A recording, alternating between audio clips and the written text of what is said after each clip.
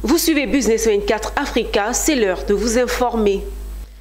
Au sommaire de ce journal, le prix spécial de meilleur dirigeant de société de transit 2024-2025 de Côte d'Ivoire a été décerné à 3 dirigeants de sociétés. La commune d'Adjamé a lancé officiellement le recensement général des entreprises et établissements de Côte d'Ivoire, une initiative pilotée par l'Agence nationale de la statistique. Vous le verrez dans cette édition, les nouvelles communes ivoiriennes qui ont reçu du matériel impressionnant à Abidjan qui permettra d'accompagner les villes ivoiriennes dans la politique nationale de salubrité. En santé, du 13 au 16 mars, une campagne de lutte contre le paludisme se fera dans les 10 districts sanitaires d'Abidjan. Bienvenue dans cette dernière édition de la semaine. À la une de ce journal, le transit était à l'honneur le vendredi 7 mars à Abidjan à l'occasion de la 2e édition de cérémonie de distinction organisée par l'Interafricain de communication et de sondage ICS. Le prix spécial de meilleur dirigeant de société de transit 2024-2025 de Côte d'Ivoire a été décerné à 3 dirigeants de société pour le travail remarquable effectué.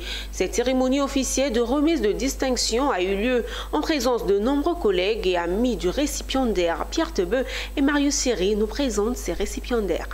Taher Lamine, DG de la Société ivoirienne de transit et de distribution, Toussaint Kadjo, DG de logistique et Ange Yannick Guessan, DG des établissements Vision Transit, sont des acteurs bien connus du secteur du transit en Côte d'Ivoire. Ils ont été récompensés ce vendredi 7 mars à Abidjan par l'Interafricaine de communication et de sondage ICS, meilleur dirigeant de société de transit 2024-2025. Selon le DG de ICS, ils ont été sélectionnés pour leur rôle déterminant dans la continuité de la chaîne logistique en Côte d'Ivoire et leur professionnalisme. Je suis très honoré et très fier. CITD est une PME qui a commencé il y a une vingtaine d'années. Aujourd'hui, nous sommes honorés et c'est toute une équipe qui est honorée. Nous faisons partie des 10 meilleures sociétés de manutention au port d'Abidjan. Nous manutentionnons plus de 250 000 tonnes de marchandises chaque année. Bon, je pense que ce sont nos clients qui apprécient parce qu'il y a plusieurs sociétés de transit, certes, mais il y a d'autres qui se démarquent par leur qualité, par leurs expériences, comme je le dis. Dans ce domaine, il faut beaucoup être expérimenté. Et comme on le dit, seul le travail paye. Aujourd'hui, nous avons été démarqués de tous nos confrères parce qu'au fond, il y a du travail et nous continuerons toujours de mener cette bataille. Yves Brahim Keïta, directeur général de ICS, salue à travers cette distinction le mérite des acteurs qui font bouger le secteur de transit en Côte d'Ivoire. Vous savez, les entreprises de transit sont comme des soldats de l'économie dans tout pays. C'est eux qui convoient les marchandises. L'année dernière, nous avons distingué le meilleur transitaire de la zone UMOA. Et cette année, il fallait se pencher sur le transitaire de la Côte d'Ivoire pour leur donner des distinctions et pour montrer aux yeux de la nation que ceux-là, ils participent activement en ce qui concerne l'économie ivoirienne. C'est pourquoi cette année, nous avons essayé de relever ces transitaires aux yeux du public. Au cours de cette cérémonie solennelle, les récipiendaires ont reçu leur distinction, un tableau et un trophée. Ils ont ensuite laissé chacun un mot dans le livre d'or de ICS. Rappelons que ICS décerne des prix aux acteurs qui font bouger leur secteur en Côte d'Ivoire et en Afrique. Le vendredi 7 mars, la commune d'Adjamé a accueilli dans la salle des fêtes de la mairie le lancement officiel du recensement général des entreprises et établissements de Côte d'Ivoire. Une initiative pilotée par l'Agence nationale de la statistique. Cette rencontre avait pour objectif de sensibiliser les acteurs économiques d'Adjamé ainsi que la population à l'importance de cette opération qui débutera ce mardi 11 mars et s'étendra jusqu'en juin de cette année. La plus grande commune commerciale de la ville d'Abidjan, Adjamé, a abrité le lancement officiel du recensement général des entreprises et établissements de Côte d'Ivoire, une initiative pilotée par l'Agence nationale des statistiques pour qui ce recensement vise à recueillir des données précises sur toutes les entreprises et établissements privés afin de mieux comprendre leur réalité, leurs défis et leurs besoins. Ces informations qui permettront de mettre en place une politique adaptée en matière de financement, formation, accompagnement et régulation pour favoriser un environnement économique plus propice à leur développement. L'objet de cette rencontre de sensibilisation, c'est de pouvoir bien renseigner les différentes parties prenantes, c'est-à-dire les entrepreneurs, les fêtières, les chefs d'entreprise, et les guides religieux, les chefs de communauté, etc., sur l'importance du recensement des entreprises et ce que ça pourra apporter. Et demander leur appui pour faciliter cette opération-là sur le terrain. Sur toute l'étendue du territoire national, et ils essaient de parcourir l'ensemble des rues, des îlots, pour pouvoir recenser toutes les unités économiques qui exercent une activité économique. Et par unité économique, il y a les entreprises qui sont formellement établies, qu'on appelle entreprises formelles, connues par l'État. Et il y a aussi tous ces opérateurs et acteurs du secteur informel, que ce soit des commerçants, que ce soit des ouvriers. Au présent, lors de l'événement, les autorités municipales ont encouragé toutes les entreprises et entrepreneurs d'Adjamé à participer activement à cette opération afin de garantir des données fiables et actualisées sur le tissu économique de la commune. Il s'agit d'un outil stratégique qui guidera l'élaboration de politiques publiques adaptées aux besoins des entreprises et favorisera un environnement propice à leur croissance. Nous, commerçants, nous sommes confortés dans notre position. On va à travers une lueur d'espoir déjà être répertoriés, être fichés par nos dirigeants. Je pense que ça nous donne de bons auspices.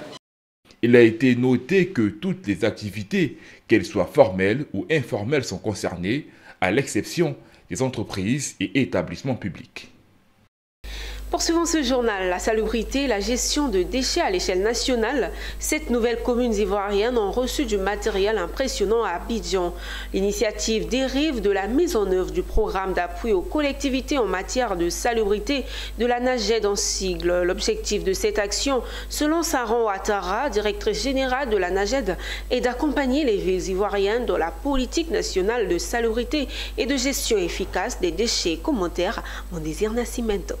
Après l'opération du vendredi 14 février 2025 qui a consacré la remise de matériel à 6 communes, la NAGED, Agence nationale de gestion des déchets, a remis le couvert. Ce vendredi 7 mars, ce sont 7 nouvelles communes qui ont reçu elles aussi du matériel lourd. Du matériel lourd, notamment des tracteurs plus remorques, des tricycles à volant, des tricycles ordinaires, des brouettes, des fourches, des râteaux, des pelles et des combinaisons. Cette dotation porte à 65 le nombre total des communes sur 83 concernées par ce programme. Pour Saran Ouattara, directrice générale de la NAGED, l'action vise à renforcer les actions de salubrité, donc à améliorer le cadre de vie immédiat des populations dans les communes au sein desquelles il n'existe pas d'opérateur de collecte de déchets. Nous allons mettre en œuvre un programme de TIMO qui va permettre à chaque commune de pouvoir prendre en charge de manière locale les questions de salubrité, avec bien entendu l'appui de la NAGED. Donc, ces programmes TIMO permettront à la fois de créer des emplois locaux et de résoudre également le problème de la salubrité et même créer d'autres emplois, puisqu'il est prévu également de vulgariser les méthodes de valorisation des déchets qui sont produits. Les maires bénéficiaires ont salué l'engagement de la NAGED qui, depuis 2013, mène une lutte sans merci pour la salubrité et pour une meilleure gestion des déchets dans les communes. Ils ont souligné le rôle clé que jouera ce matériel et remercié la patronne de la NAGED pour son implication personnelle. Nous nous engageons à utiliser ce matériel de manière responsable et efficace. Dans le respect des normes environnementales, nous mettrons en place des dispositifs de suivi et d'évaluation pour garantir une utilisation optimale de cet équipement. Nous avons pris l'engagement de bien les entretenir et de pouvoir les utiliser en bon escient. La population en a besoin. Guebouran est une ville, vous le savez bien, une commune rurale. Nous sommes en plein essor vers l'urbanisation. Sarah Ouattara, directrice générale de l'ANAGED, a souligné au cours du don la disponibilité de formateurs pour renforcer les capacités des techniciens des communes dans les heures à suivre. Autre chose, les femmes en expertise comptabilité ont procédé dans la commune du Plateau au lancement du club des femmes expertes comptables. Cette initiative, tant attendue, a réuni des professionnels de la comptabilité, des invités, des partenaires, tous unis pour un objectif commun, célébrer la femme et promouvoir l'entraide au sein de cette corporation. Reportage signé Michel Brou et Richard Akeke. En Côte d'Ivoire, ce sont 45 femmes expertes comptables, soit un taux de 17,4%. Face à ce sombre tableau, les femmes de ce secteur d'activité veulent redresser la parité.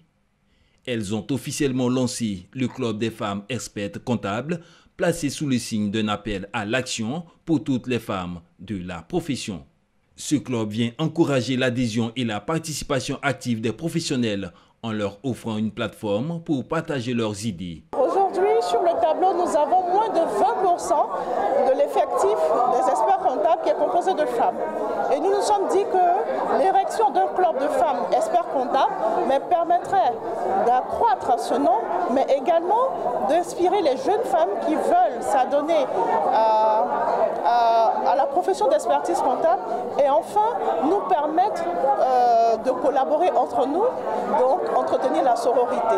Ce club, c'est pour se retrouver, nous fédérer, nous aider, nous entraider, nous soutenir, nous faire des partages d'expériences parce que ce métier n'est pas facile. Ce club inclut et les femmes experts comptables inscrites à l'ordre et les femmes experts comptables qui sont en entreprise. Donc oui, ça m'a permis vraiment d'élargir mon réseau et voilà. Et c'était l'un des objectifs du club. Le lancement du club des femmes de l'expertise comptable a posé les bases d'une solidarité durable au sein de cette corporation. Les participantes sont reparties avec une nouvelle motivation prête à s'engager et à contribuer à l'essor de ce club qui, sans aucun doute, marquera les esprits et les carrières dans les années à venir. Parlons santé à présent. Sachez que du 13 au 16 mars, une campagne d'intensification de lutte contre le paludisme se fera dans les 10 districts sanitaires d'Abidjan. Au menu des actions de prévention et de prise en charge avec un focus sur l'assainissement du cadre de vie. Bien que Abidjan soit parmi les zones les moins endémiques, la ville reste exposée au risque de transmission en raison de la prolifération des moustiques directement liés aux problèmes d'insalubrité. Cette initiative vise donc à réduire ce risque en agissant à la fois sur la sensibilisation, la prévention et l'accès aux soins. Détail.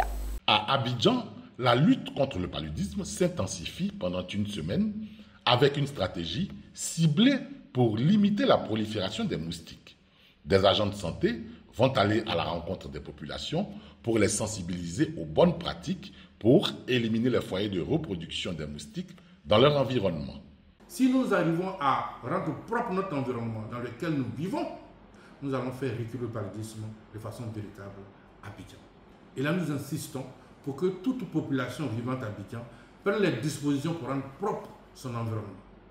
Mais cette population sera accompagnée par nos ASC qui sont sur le terrain pour leur indiquer comment éliminer les gîtes larvaires dans leur environnement. Dans le même temps, l'accès gratuit aux soins sera renforcé. Les centres de santé habituels seront démultipliés à travers des points de consultation temporaires afin d'assurer une prise en charge rapide et efficace. Au cours de ces consultations, les femmes enceintes, en plus du traitement préventif, bénéficieront gratuitement avec les enfants de moins de 5 ans de moustiquaires imprégnés. Cette campagne, localisée spécifiquement à Abidjan et banlieue, s'inscrit dans la stratification des interventions. Aujourd'hui, nous ne faisons pas les mêmes interventions partout. Nous venons de distribuer les moustiquaires en 2024 à l'intérieur du pays, mais particulièrement la région d'Abidjan n'a pas bénéficié de cette campagne. Abidjan fait partie de la zone la moins endémique que les zones de l'extérieur. Et à Abidjan, nous avons décidé de faire ce qu'on appelle l'intensification de la lutte contre le paludisme, qui consiste à rapprocher les services de prévention et de prise en charge des populations. Le paludisme, c'est 4 décès pour 100 000 habitants chaque année et 30% des consultations hospitalières. La campagne d'intensification de lutte contre le paludisme dans le district d'Abidjan se déroulera dans la semaine du 10 au 16 mars 2025. Autre chose, l'agence belge de développement Enabel a inauguré ses nouveaux bureaux à Abidjan le jeudi 6 mars en présence des ambassadrices de l'Union européenne et du Royaume de la Belgique en Côte d'Ivoire. Ces nouveaux bureaux sont situés dans la commune de Cocody dans le complexe Palm Club. Route du lycée technique à Abidjan, retenez que Enabel est l'agence de développement du gouvernement fédéral belge qui a pour mission de mettre en œuvre les priorités politiques de la coopération gouvernementale belge et de promouvoir une solidarité internationale durable. Pierre Tebeu et Enoch Yao nous présentent les nouveaux bureaux de Enabel à Abidjan. Les nouveaux bureaux de l'agence belge de développement sont situés dans le complexe Palm Club, route du lycée technique à Abidjan-Cocody. Ces locaux de l'agence belge de développement Enabel ont été pensés pour permettre aux occupants de travailler en équipe et en toute sérénité. Composé d'un grand bureau aéré équipé en mobilier et en ordinateur et 2 autres bureaux servant de salle de conférence. Voilà, mais comme je disais tout à l'heure, un bureau, c'est le symbole, la représentation d'une ambition, et c'est l'ambition d'avoir un partenariat privilégié entre l'Union européenne et la Côte d'Ivoire, et entre le Royaume de Belgique et la Côte d'Ivoire. Et donc, ce bureau, pour moi, est l'expression de notre ambition de renforcer ce partenariat pour plus d'impact et pour promouvoir une coopération entre nos pays, nos continents. L'ouverture de ce nouveau bureau renforce la présence d'Enabel sur le terrain et reflète l'ambition de celle-ci à l'essor de la Côte d'Ivoire à travers des projets concrets. L'apport de Enabel à travers ces différents projets se chiffre à plusieurs milliards de francs CFA. Ces projets sont également soutenus par l'Union européenne et le Royaume de la Belgique, d'où la présence à cette ouverture. Il faut savoir que Enabel est un grand partenaire de l'Union européenne pour toute une série de projets, des projets qui sont très importants pour nous parce qu'ils sont vraiment dans le focus de nos priorités, donc que ce soit pour le capital humain, que ce soit pour la migration circulaire ou la production d'énergie propre, ou dans un secteur très important qui est celui du cacao, puisque nous appuyons le cacao de plusieurs manières et nous nous attaquons à la question du travail des enfants. Et donc avec Enabel, nous avons toute une série de programmes et pour un total à ce jour de 22 millions d'euros. Et donc nous sommes heureux que voilà, Enabel ouvre ses bureaux aujourd'hui, donc ça veut dire qu'ils sont ici pour être dans la durée. Oui, donc Enabel, c'est l'agence belge de coopération. Et donc pour nous, c'est vraiment important de venir aujourd'hui pour l'inauguration de ces bureaux. Enabel, ici en Côte d'Ivoire, c'est un des partenaires principaux de l'Union européenne pour la mise en œuvre de ces projets au bénéfice de la Côte d'Ivoire, en partenariat avec la Côte d'Ivoire. Et donc pour nous, c'est vraiment important aujourd'hui de voir que cette confiance vis-à-vis de l'Agence belge de développement est renouvelée et est renforcée. La Côte d'Ivoire reste honorée par cette coopération d'Enabel. La Côte d'Ivoire reste honorée par cette coopération avec Enabel. Depuis son arrivée en Côte d'Ivoire en 2022, Enabel met en œuvre plusieurs projets de coopération internationale dans différents secteurs grâce au financement de l'Union européenne. Enabel est active sur le terrain principalement dans les secteurs du cacao durable, de la mobilité entrepreneuriale, de la valorisation des biomasses et de la gouvernance et de la mobilité humaine en accompagnant. À Sandégué, la coalition nationale pour le sursaut CONASU tisse sa toile sur l'étendue du territoire national pour promouvoir la paix et la cohésion en cette année électorale présidentielle et pour l'installation de ses coordonnateurs régionaux et départementaux. Le coordonnateur du département de Sandégué dans la région du Gantougo a été installé officiellement en présence de notre correspondant régional Anissé Kouadio. Le 17 novembre 2024 dernier, Dr Zanga Coulibaly, le président de la Coalition nationale pour le sursaut, a procédé à l'investiture officielle de son coordonnateur régional pour le Gantougo, à la personne de Youko Abouakar, a déjà entrepris une vaste série d'actions pour promouvoir les valeurs de la CONASU. Tisser la toile de la CONASU dans toute la région. Ce jour, Youko Abouakar procède à l'investiture du coordonnateur départemental de Sandégué devant les autorités et les populations de la localité. Du président national, Dr Zanga Coulibaly. C'est grâce à lui que nous avons pu avoir les forces nécessaires à venir installer vraiment la coordination départementale de Sandégué. Les fils et filles de Sandégué doivent se mettre ensemble à l'effet de vraiment bâtir cette paix que nous recherchons tant. Tachi Assemia Ibrahim, qui reçoit donc sa feuille de route, et l'ensemble des membres de son bureau mesurent l'immensité de la tâche qui les attend. Nous avons planifié un peu notre manière de pouvoir gérer un peu ces structures. Le bureau même comporte d'abord, regorge d'abord, n'est-ce pas, ces 4 sous-préfectures où dans ces différentes localités, chacun va œuvrer pour qu'il y ait la paix dans ces différentes localités. Cette cérémonie d'investiture du coordonnateur départemental de la CONASU de Sandégué s'est tenue en présence des représentants, des cadres et des autorités administratives et politiques de Sandégué. La CONASU, c'est très important, il faut le souligner. Parce qu'aller aux élections sans la paix, c'est comme si on n'a rien fait. On n'a rien fait. Toute chose au préalable, c'est la paix. Et l'initiative de mettre cette structure en place, je pense que c'est très important pour la Côte d'Ivoire. Notons qu'après Sandégué, Yuka Boubacar, coordonnateur régional du Gontogo de la CONASU, avec la bénédiction de son président Dr Zanga Coulibaly, entend installer prochainement les coordonnateurs départementaux de Kounfao, Tanda et de Transua. La cérémonie de clôture de la 2e promotion du Master en transport aérien de l'INPHB s'est tenue à Yamoussoukro. Ce programme réalisé en partenariat avec l'ENAC a formé 14 auditeurs grâce à un modèle délocalisé visant à renforcer les compétences des cadres africains Charles Kwaku et Soro Estelle. Les auditeurs de la 2e promotion du Master en transport aérien de l'Institut national polytechnique Houphouët-Boigny INPHB de Yamoussoukro ont officiellement terminé leur formation le mardi 4 mars 2025. La cérémonie de remise des diplômes s'est déroulée en présence de nombreuses personnalités du secteur. Au total, 14 auditeurs ont suivi cette formation conjointe entre l'INPHB et l'École nationale de l'aviation civile de France, ENAC. Je voudrais remercier tous les acteurs du secteur pour la confiance accordée à l'INPHB en s'appuyant donc sur cet établissement pour pouvoir former leurs cadres. Présent lors de la cérémonie, le directeur général adjoint de l'ENAC a souligné le caractère généraliste du master qui offre une vision globale de l'aviation dans toutes ses dimensions. L'idée, c'est vraiment de donner à des auditeurs de haut niveau une vision globale, holistique, très haut niveau de l'aviation d'aujourd'hui, de l'aviation de demain.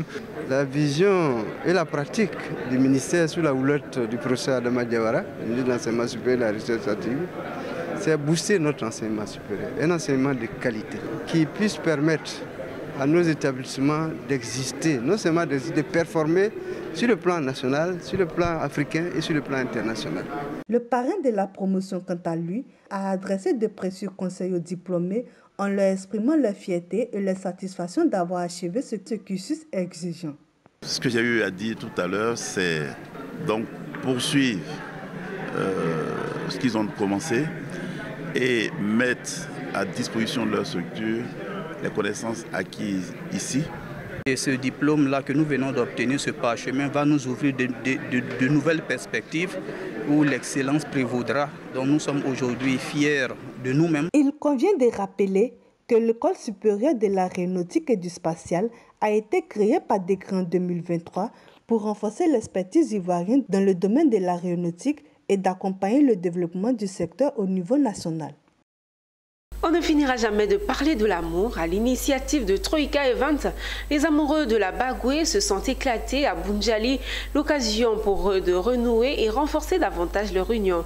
Une conférence sur la vie en couple a été animée pour édifier les uns et les autres. À travers un dîner gala, Troïka Event veut aussi donner l'occasion aux populations de vivre ce moment magique d'amour qu'ils ont pour habitude de voir à la télévision. Le témoignage de notre correspondant sur place, Ouattara Daouda.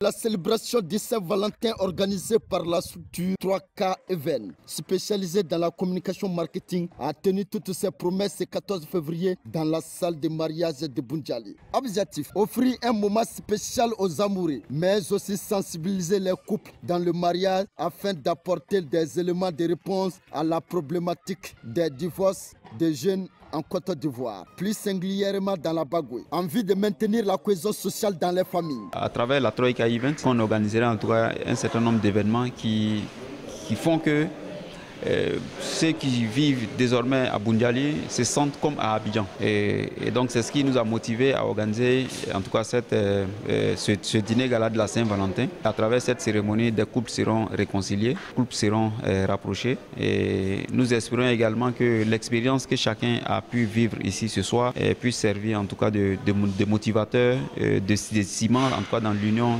des uns et des autres. Activité organisée par Troïka Event Light. Nous nous réjouissons parce que c'est des occasions qui sont un peu rares ici. Et voir à Boundiali une telle activité est une grâce. C'est quelque chose qu'il faut féliciter, qu'il faut encourager. On peut observer la joie qui se lisait sur les visages. Merci à l'organisateur qui nous a vraiment impressionnés. Une belle soirée. Nous avons été très heureux. Et je pense que c'est la meilleure chose qu'il aurait pu offrir ce jour. Ma joie est grande, d'autant plus que ça a été une surprise pour moi, une surprise concoctée par mon épouse, à qui je dis d'ailleurs merci infiniment de nous avoir permis de remporter ce trophée. Pour les participants, cette initiative vient à point nommé et doit être accompagnée, motivée et soutenue. C'est ici que s'achève cette édition. Merci de l'avoir suivi. L'information économique reste en continu sur Business 24 Africa, la télé utile. Au revoir.